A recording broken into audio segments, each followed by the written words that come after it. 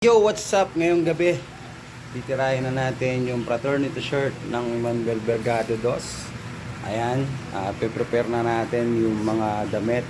I-insert na natin. Yan ang aking anak. Peace out, baby! At ayan, ang mga damit, ipapasok na natin. Ayan. Yan, pa po sila. Umpisa na natin to. Baka umpisahan pa ng iba.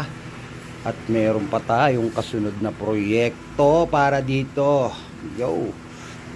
Ayan, hanggang dito na lang muna. Peace. At ayun nga, nailagay na natin yung iba. Ayan ang aking katulong maglagay sa platen. Ang aking misis. Madali lang naman ilagay yan. Ayan, kung mapapansin nyo, may guhit yung ating line table. Ayan, para sa sentruhan ng damit, kasi yung damit na gamit natin is merong guhit sa gitna. So madali nang i-insert yan. Silip-silip lang ng konti, adjustment lang ng konti para makita natin yung alignment ng damit. Yan, basic na kay Mrs. Yang pag i-insert ng damit.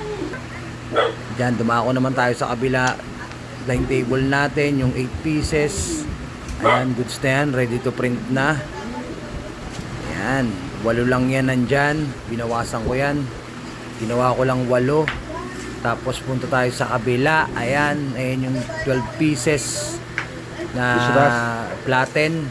Ayan, goods na goods yan. Double check natin yan maya maya. At ayun na nga, maghagod na tayo ng first print. Ayan na ang unang print. First coat. Ayan ang unang coat. Goods na goods na. Dako na tayo sa kabila. Ayan, ang aking asawa nag-blower. Madali lang yan. Ito na yung third coat na yata to. Hindi ko na nabidyohan yung pangalawang coat. Ayan, goods na yan. Ngayon babalik ka rin na yan para maprintan natin yung kabila, yung likod. Ayan, goods yan. Third coat na yan. Punta na tayo sa likod para matapos itong unang 20 pieces. At ayan na nga yung first coat ng back design. Ayan, kung makikita nyo, goods na goods yan. Busy ang aking misis. Ayan, first coat na yan. So last coat na tayo. Baka hindi ko na mabidyohan. Kung gusto nyo ng ganitong klaseng video, please like, share, subscribe. Peace out.